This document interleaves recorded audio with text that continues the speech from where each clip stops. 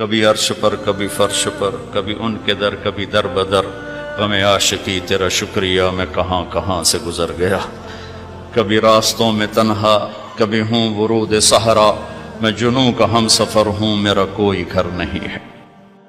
میرا باپ مجھے ڈاکٹر دیکھنا چاہتا تھا تو وہ بڑا عزت کا زمانہ تھا ڈاکٹری کا، کہ ایک عزت تھی، وقار تھا، مقام تھا، اس لیے میرا باپ کہتا پتر بڑی عزت ہے تینوں ڈاکٹر بناونا ہے، بڑی عزت ہے، بڑی عزت ہے تینوں ڈاکٹر بنا۔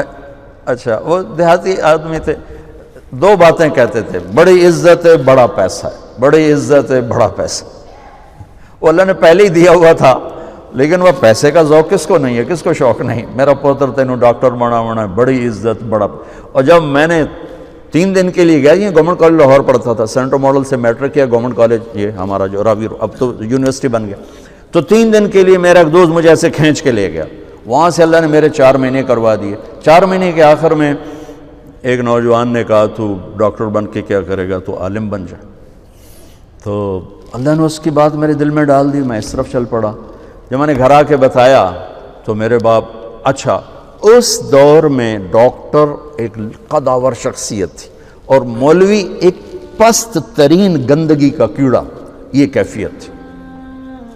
اور ہمارے دیہاتی ماحول میں مولوی کمی ہوتا تھا، کمی، جیسے لوہار، کمہار، دھوبی، ایسے مولوی کا سٹیٹس کمی کا تھا۔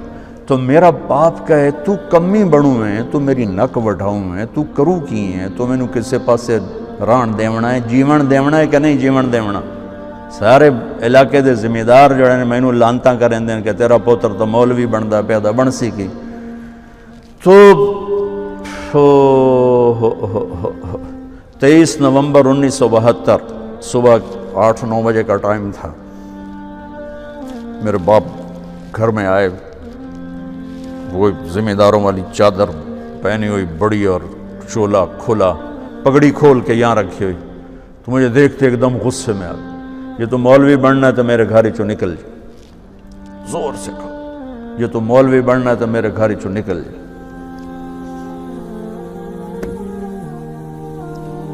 مجھے تو نہیں پتا تھا کہ اللہ تعالیٰ مجھے وہاں پہنچانے والا ہے کہ جہاں ڈاکٹر میرے آگے بیٹھ کے میری بات سنے۔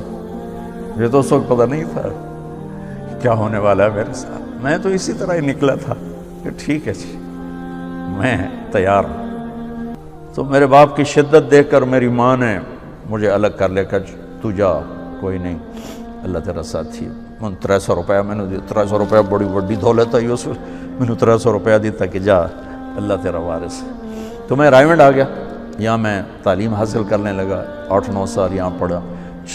سال 2 سال کے بعد میرے باپ بھی بالکل راضی ہو گئے، بہت ہی راضی ہو گئے تھے، بہت ہی راضی ہو گئے تھے۔ اس وقت امیج ڈاکٹر کا ایک بہت باعزت تھا۔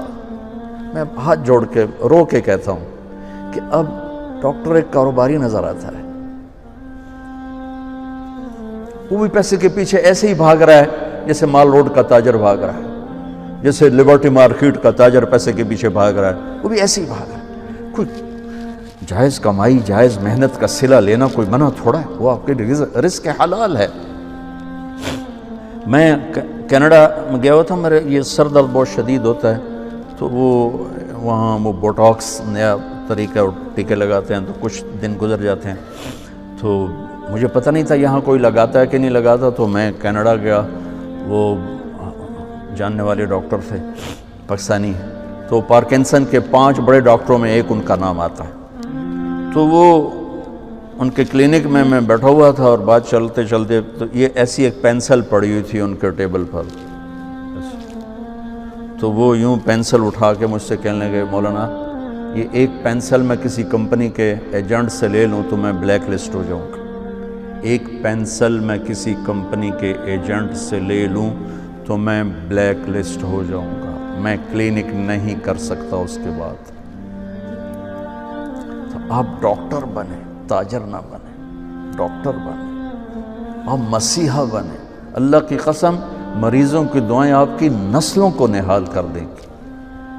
اگر آپ صرف تاجر بن گئے تو ٹھیک ہے، 4 پیسے تسی وٹ لینے، لیکن پتہ نہیں آگے نسلوں کا کیا ہوگا۔ اور اگر آپ مسیحا بنے، ڈاکٹر بنے، مریضوں کی دعائیں لیں، پشتیں آپ کی اس کو بیٹھ کے کھائیں گے۔ کہ دکھی کی دعا اللہ کے عرش کو ہلا دیتی، اور درد مند کی دعا فرشتوں کو رلا دیتی۔ اب وہ ہستیاں ہیں جو درد مندوں کی دعائیں روزانہ لے سکتے، اور صرف آج کا دن نہیں گزار سکتے، آپ اپنی نسلوں کو خوبصورت فیوچر دے کے جا سکتے کہ دعاؤں کی طاقت موت کے بعد بھی چلتی رہتی۔ میں آپ کا زیادہ وقت لے چکا ہوں، معافی چاہتا ہوں، تو اگر کوئی بات میری بری لگی ہو تو آپ مجھے اللہ کے واسطے معاف فرما دیں۔ بہرحال احباب جمع ہے، میر حال دل کہہ لے، پھر التفات دل دوستاں رہے نہ رہے۔ السلام علیکم۔